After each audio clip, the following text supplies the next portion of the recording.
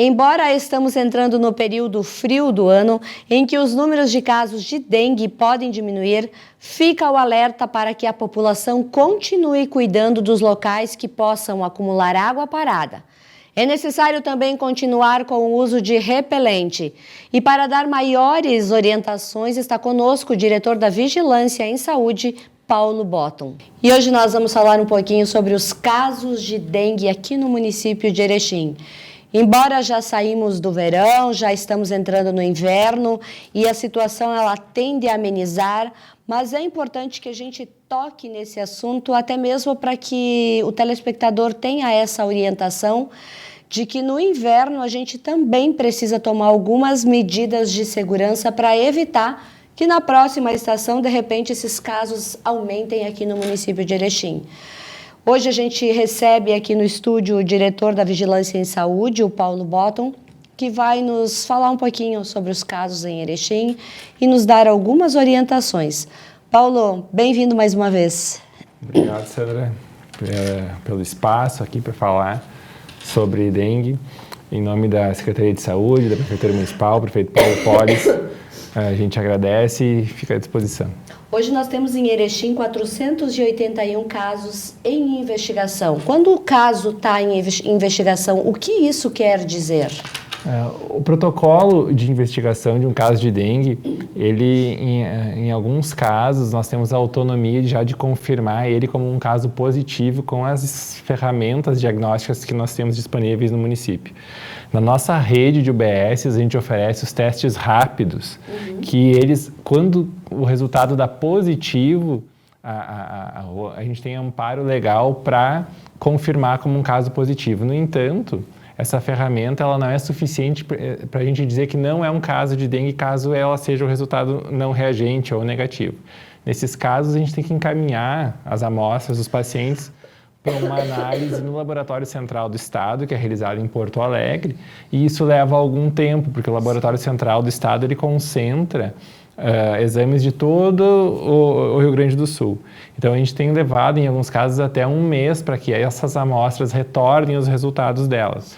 Quer dizer o quê? Muito provavelmente esses, em torno de 400 casos, foram pacientes que foram testados na nossa rede ou na rede privada do município e tiveram um resultado negativo no teste rápido, mas que, para confirmar como um negativo, a gente precisa do resultado, por outro método laboratorial, que é realizado pelo LACEN. Pois é. Essa semana a gente recebeu a confirmação de mais um óbito em Erechim, de uma senhora de uma certa idade, que agora eu até nem lembro a idade correta dela.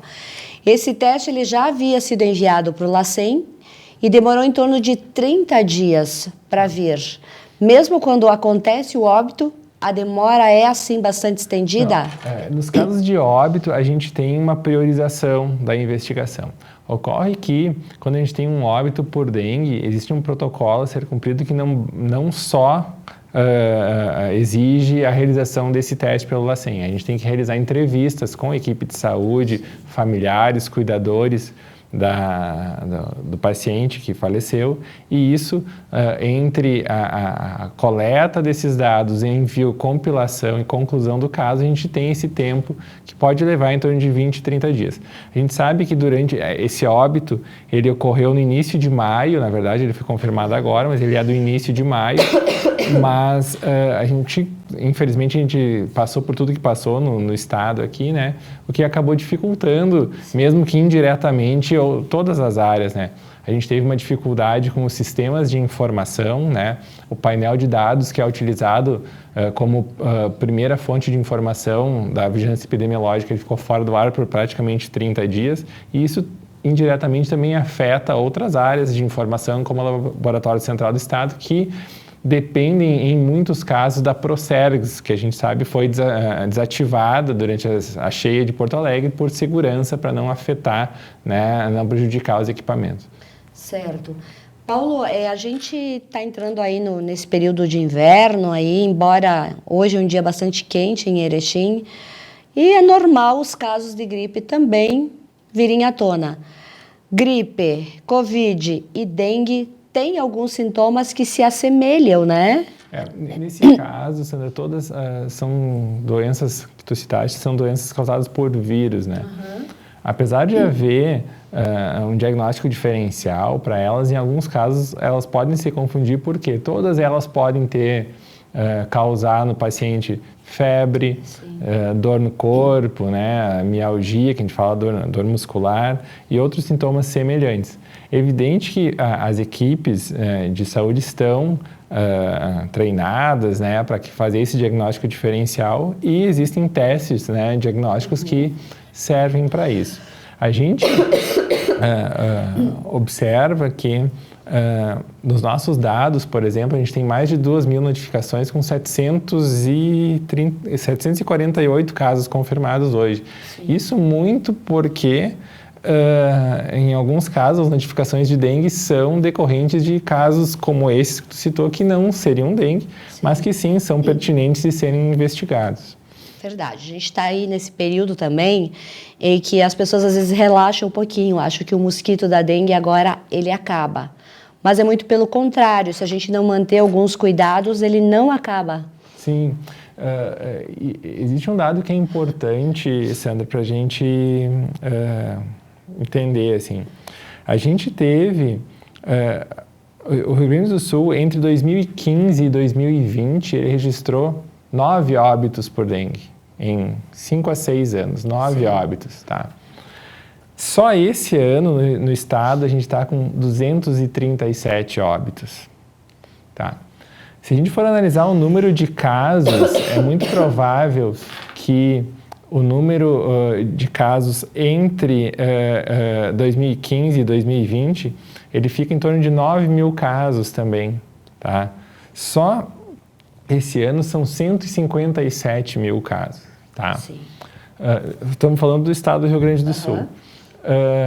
Quando a gente fala de confirmação, a gente aqui a gente tinha, digamos assim, uma característica geográfica, climática que nos favorecia, porque a questão de inverno prejudica a proliferação do mosquito. No entanto, a gente percebe uma adaptação do Aedes aegypti às nossas condições climáticas, tanto que a gente tem um número que faz em torno de mais de um ano, quase 2 anos, que a gente tem casos de dengue confirmados no estado em todas as semanas, e todas as semanas tem. Verdade. O que isso quer dizer? Que não é mais... Evidentemente, há uma concentração, um aumento de notificações de casos durante o período de verão. No entanto, esses casos seguem ocorrendo mesmo que em menor quantidade durante o inverno. O que isso quer dizer? Que a gente não pode mais relaxar, sabe? A gente tem que trabalhar, tanto nós como o serviço público, e temos feito isso ao longo de todo o ano, mas a gente precisa também da conscientização da população para que cuide dos seus imóveis, do seu terreno, do seu pátio, durante todo o ano também, porque mesmo durante a temporada de frio a gente tem proliferação do mosquito, em menor quantidade, mas a gente tem, e qualquer ovo que seja colocado durante o inverno, ele fica viável por mais de um ano. Então, se houve uma oposição agora, durante o verão, e ele ficou grudadinho lá na caixa d'água que coleta a água, Sim. e a gente não fez a manutenção, não virou, e aquilo acumular água daqui 3, 4, 5, 6 meses, aquele vai ser um foco de proliferação do mosquito. Sabe? Então, a gente não tem mais a prerrogativa de relaxar durante o inverno, né? Tudo bem, os casos diminuem, mas eles não cessam. Com essa questão aí das enchentes, em muitas cidades o acúmulo de lixo é enorme.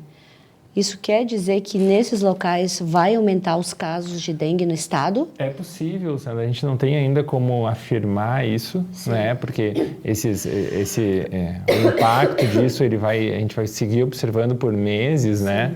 Mas as condições para a proliferação do mosquito estão postas, né? A gente sabe, a gente tem acompanhado pela imprensa, né, a situação dessas cidades que ainda não conseguiram se recuperar totalmente, né?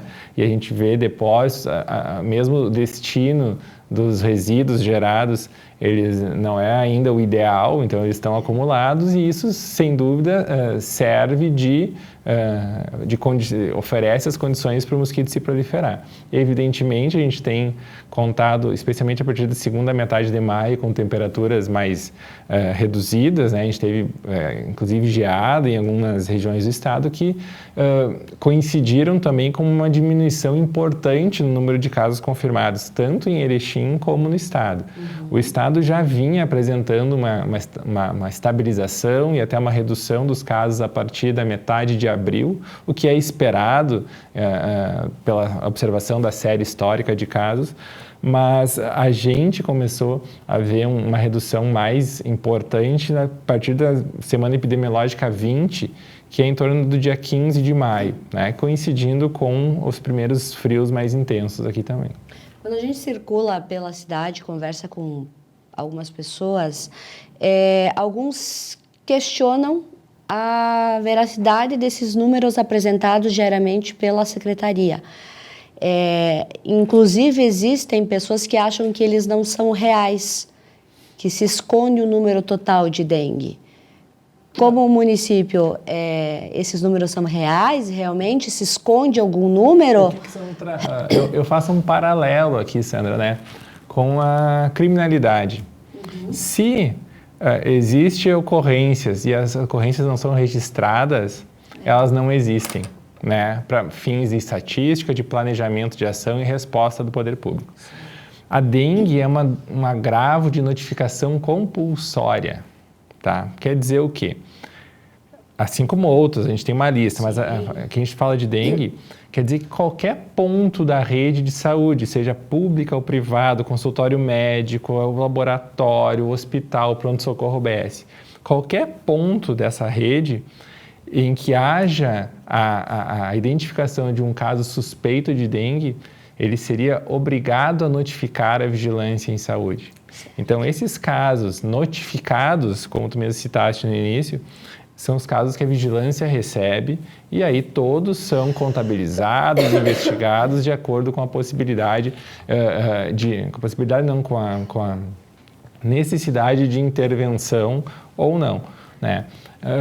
Como eu te falei, a partir desse ano, a Prefeitura Municipal de Erechim, a Secretaria de Saúde, adotou a estratégia da disponibilização de testes rápidos. Isso foi uma novidade, né? E isso nos facilita bastante porque a gente consegue direcionar o foco do nosso trabalho para aqueles casos em que a gente tem uma confirmação. Antes, a gente ficava refém da confirmação do laboratório central e a gente ficava trabalhando muitas vezes em casos que não se confirmavam, né? Agora a gente consegue direcionar os nossos trabalhos para as prioridades, né?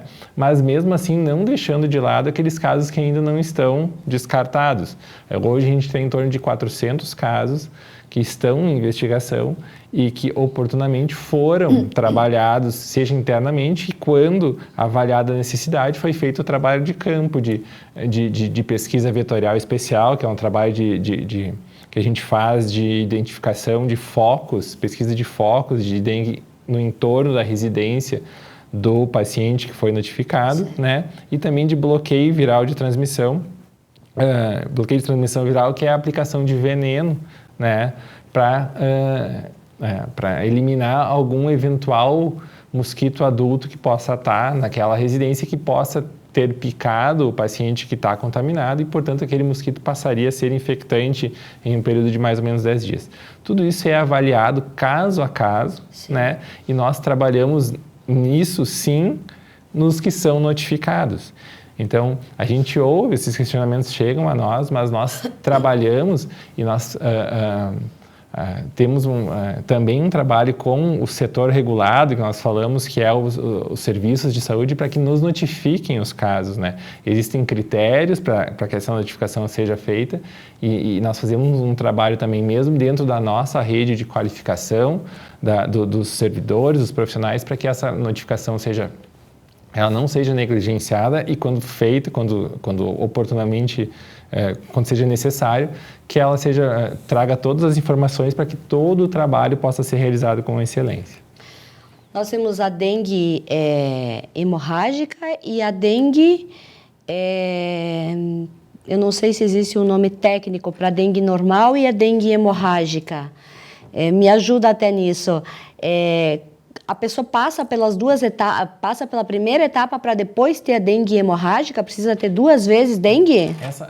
A dengue hemorrágica, Sandra e audiência, ela é um termo que se popularizou, mas na verdade ele está em desuso, tá? Por quê? Porque a hemorragia, ela é uma das manifestações do agravamento da dengue, tá? No entanto, hoje o termo correto, usual, é dengue grave. Por que isso, tá? Existe a grande maioria dos casos que agrava, ele pode cursar mesmo sem hemorragia, tá? E o que acontece? Como a gente se popularizou esse termo dengue hemorrágica, acabava que as pessoas e as equipes acabavam valorizando o caso só quando havia hemorragia. E o paciente ou não procurava o serviço ou demorava para procurar o serviço se não tinha hemorragia.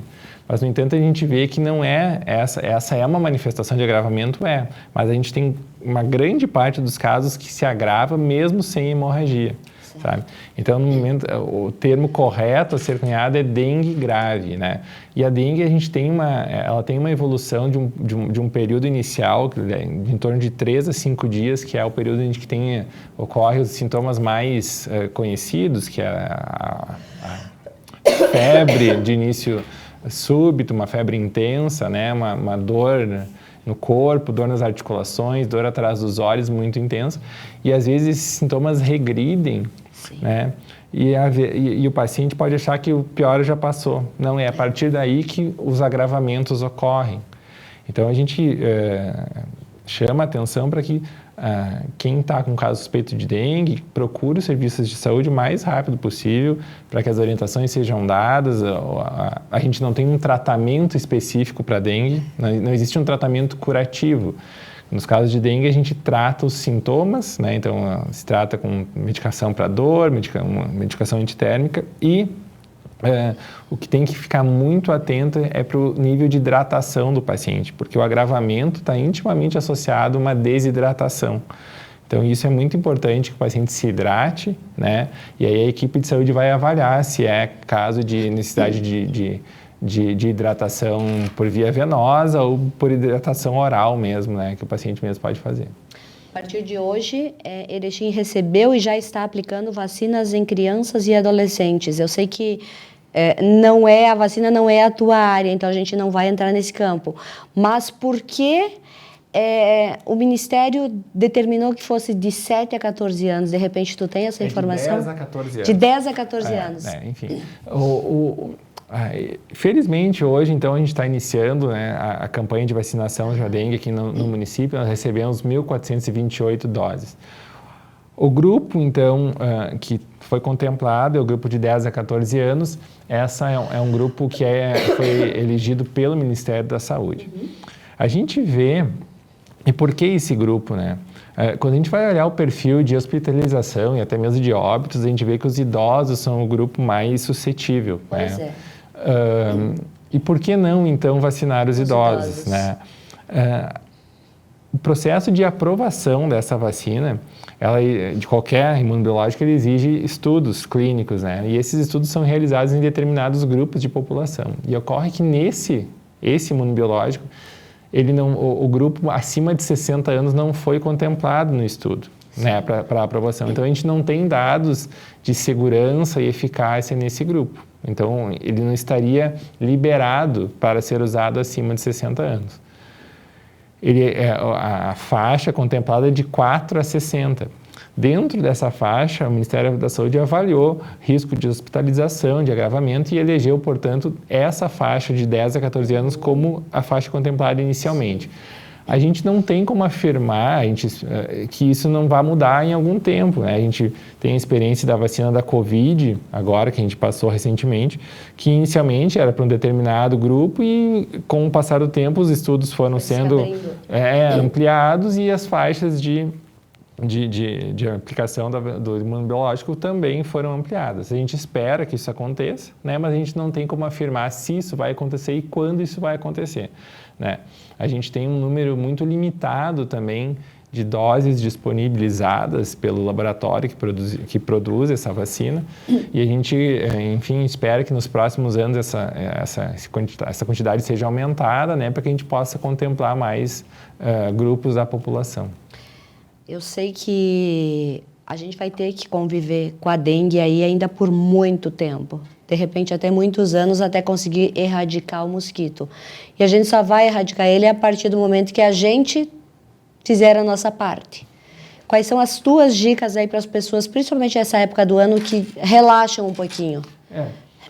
A gente não trabalha com o termo mais erradicação, Sandra, porque o que é a proliferação do mosquito e a adaptação tem a ver com as questões culturais, ambientais, o nível de urbanização, né? A gente sabe. Então, a gente não trabalha com o termo de erradicação, mas sim de controle.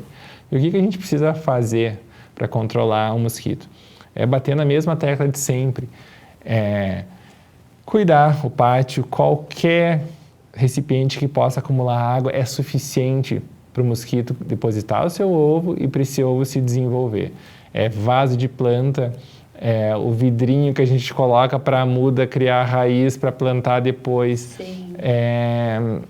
As caixas d'água para recolhimento de água da chuva, né, para uso como cisternas, a gente tem que ter um especial cuidado, porque são grandes reservatórios que acumulam um nível importante de água e, portanto, eles servem, internamente, a gente brinca que é o spa do mosquito, uma caixa d'água, um reservatório, um tonel destampado, é o spa do mosquito, a gente percebe proliferações de enxames de mosquito nesses recipientes, né? As calhas, né, podem ser depósitos também. E o que a gente tem visto, Sandra?